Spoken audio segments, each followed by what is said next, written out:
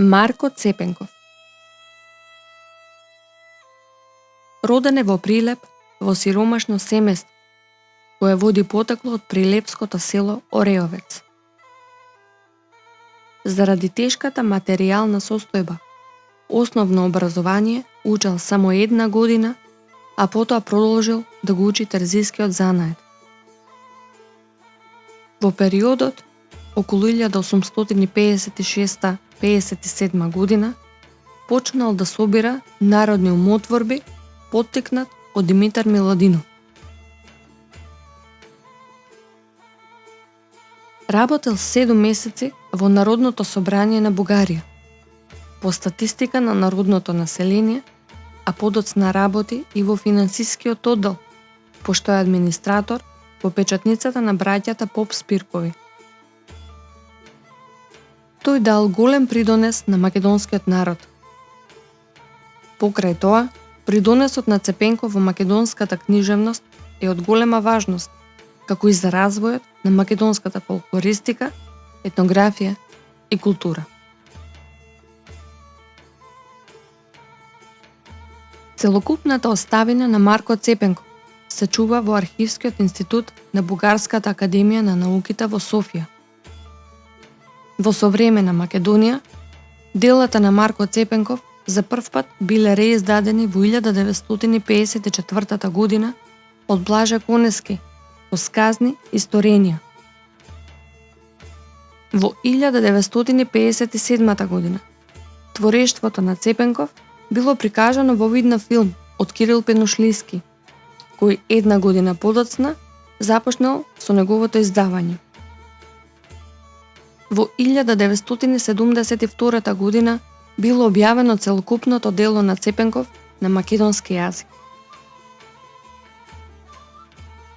Од сите собирачи на македонското народно творештво, Марко Цепенков има временски најдолга запишувачка практика. Повеќе од 40 години собирал народни умотворби. Освен тоа, за разлика од другите најистакнати собирачи на македонските народни умотворби, браќата Миладиновци, Кузман Шапкарев, Стефан Верковиќ, кои во својот фонд собрани фолклорни материјали имаат и такви што ги добиле од други запишувачи, Марко Цепенков лично самиот ги запишал своите фолклорни и етнолошки материјали. И по вкупниот фонд на собраните народни умотворби, како и по жанровската разновидност на собраните фолклорни материјали, Марко Цепенков е најзначајниот собирач на македонските народни умотворби.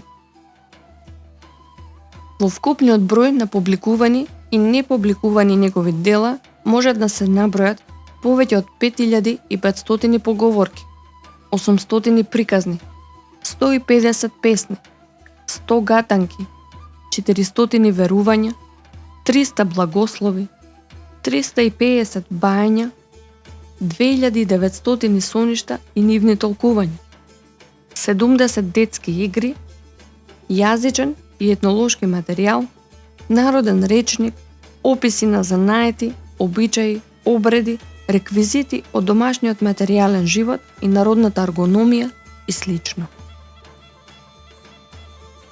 Во финалната песна од својата автобиографија, Цепенков вели дека ги напишал за да остави вечен спомен на својот народ. Своите запишани фолклорни и етнолошки материјали Марко Цепенков ги собрал претежно од Прилеп и неговата околина, но и од Битолско, Скопско, Штипско, Велешко и Дебарско. Соодветно на обемниот фонд собрани народни умотворби, голем е и бројот на интерпретаторите од кои Цепенков ги слушал и запишувал своите фолклорни материјали.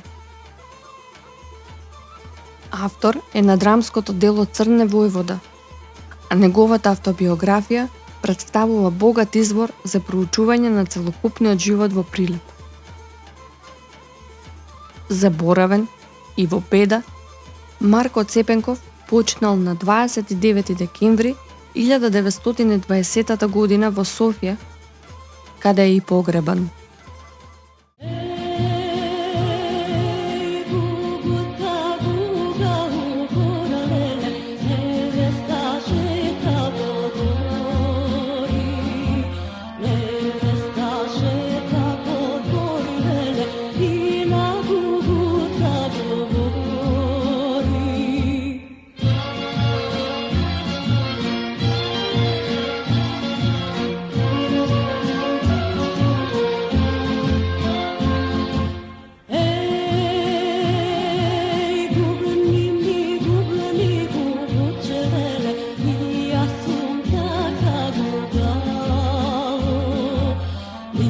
Ascolta